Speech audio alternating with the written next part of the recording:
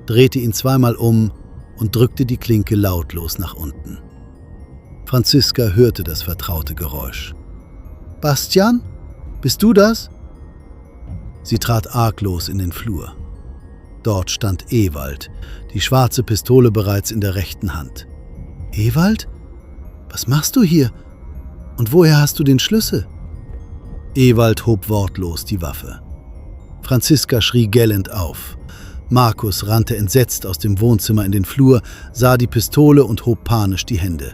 »Hey, ganz ruhig! Legen Sie die Waffe weg!« An dieser Stelle folgt ein dumpfer, markerschütternder Knall. Dann ein zweiter. Der erste Schuss traf Markus mitten in die Brust, der zweite direkt in die Schläfe.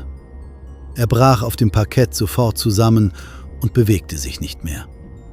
Franziska drehte sich panisch um, wollte verzweifelt zur Wohnungstür fliehen. 2 weitere Schüsse zerreißen die Stille des Flurs. 2 Schüsse trafen sie tödlich in den Rücken und den Hals. Sie brach schwer getroffen neben Markus zusammen. Ewald stand im rauchigen, nach Pulverdampf riechenden Flur. Er bückte sich mechanisch, legte die Pistole exakt neben Markus' rechte Hand. Dann verließ er kaltblütig die Wohnung, zog die Tür ins Schloss und ging die Treppe hinunter. Doch Franziska lebte noch. Mit letzter, übermenschlicher Kraft zog sie sich über das Laminat in Richtung der Wohnungstür. Sie hinterließ eine breite, schreckliche Blutspur auf dem Boden. Sie erreichte mühsam die Klinke, zog sich hoch, öffnete die Tür einen Spalt weit und brach genau auf der Schwelle zusammen. Dort fand sie 20 Minuten später eine ältere Nachbarin. Franziska verstarb im Rettungswagen auf dem Weg ins Krankenhaus, ohne das Bewusstsein wiederzuerlangen. Die Nachbarin, die Franziska auf der Schwelle gefunden hatte, rief sofort unter Schock den Notruf. Sie beschrieb später gegenüber den Ermittlern, dass die Tür nur einen Spalt weit geöffnet gewesen sei und Franziska mit dem Gesicht nach unten auf dem kalten Boden gelegen habe. Die Nachbarin hatte zuerst geglaubt, Franziska sei gestolpert und ohnmächtig geworden. Erst als sie näher herantrat und die riesige Blutlache sah, die sich unter dem Körper ausbreitete, verstand sie das Grauen. Sie schrie, trat entsetzt einen Schritt zurück und wählte mit zitternden Händen den Notruf. Die Rettungskräfte trafen 8 Minuten später ein. Sie fanden Franziska mit einem extrem schwachen, unregelmäßigen Puls. Im Flur hinter ihr lag Markus, bereits völlig ohne Lebenszeichen. Die Sanitäter stabilisierten Franziska notdürftig und transportierten sie eilig ab. Doch auf dem Weg ins Krankenhaus versagte ihr verletztes Herz endgültig. Die ersten Polizeibeamten am Tatort stuften den Vorfall vorschnell als erweiterten Selbstmord ein. Die Waffe lag schließlich neben Markus' Hand. Der Ehemann hatte zudem ein perfektes Alibi in einer völlig anderen Stadt. Für die meisten Kollegen schien der Fall damit bereits abgeschlossen. Inspektor Haas, der die Ermittlungen übernahm, ließ sich jedoch nicht von der naheliegenden Erklärung täuschen. Er untersuchte den Tatort gemeinsam mit dem Gerichtsmediziner Dr. Gabriel. Die beiden standen im Flur, der immer noch dezent nach Schießpulver roch, und betrachteten akribisch die Lage der Leichen. »Sehen Sie sich den Einschusswinkel bei Markus an, Gabriel«, sagte Haas nachdenklich. »Der Schuss in die Brust drang von oben nach unten ein. Der Kopfschuss erfolgte aus einer Entfernung von mindestens 1 Meter. Das ist physikalisch vollkommen unmöglich für einen Selbstmord.« Dr. Gabriel untersuchte die Einschüsse, dann die Handflächen von Markus' Leiche. »Keine Schmauchspuren auf der rechten Hand, Inspektor. Wenn er die Waffe selbst abgefeuert hätte, müssten hier deutliche Partikel nachweisbar sein.« »Er wurde eiskalt erschossen«, sagte Haas bestimmt. Beide wurden hingerichtet. Und die Wohnungstür zeigt absolut keine Einbruchsspuren. Der Täter besaß einen echten Schlüssel. Haas ließ sofort alle Schlüssel sicherstellen, die zur Wohnung passten. Bastian hatte nach eigenen Angaben nur einen einzigen Schlüssel, den er die ganze Zeit bei sich trug. Doch die Dokumentation des lokalen Schlüsseldienstes enthüllte eine entscheidende Wendung. 2 Wochen vor dem Mord war ein präziser Ersatzschlüssel angefertigt worden, bar bezahlt und ohne Angabe eines Namens. Haas forderte umgehend die Verbindungsdaten aller beteiligten Mobiltelefone an. Die Auswertung durch die digitale Forensik dauerte 4 Tage. Das Ergebnis zeigte eine massive Auffälligkeit. Am Morgen des Mordes um Punkt 9:47 Uhr wurde Markus' Smartphone von einer anonymen Prepaid-Karte angerufen. Der Anruf dauerte genau 2 Minuten und 30 Sekunden. Die Funkzelle, in der diese Prepaid-Karte zu diesem Zeitpunkt eingeloggt war, befand sich im Industriegebiet der Stadt, exakt 3 Straßen entfernt von der Metzgerei, in der Ewald arbeitete.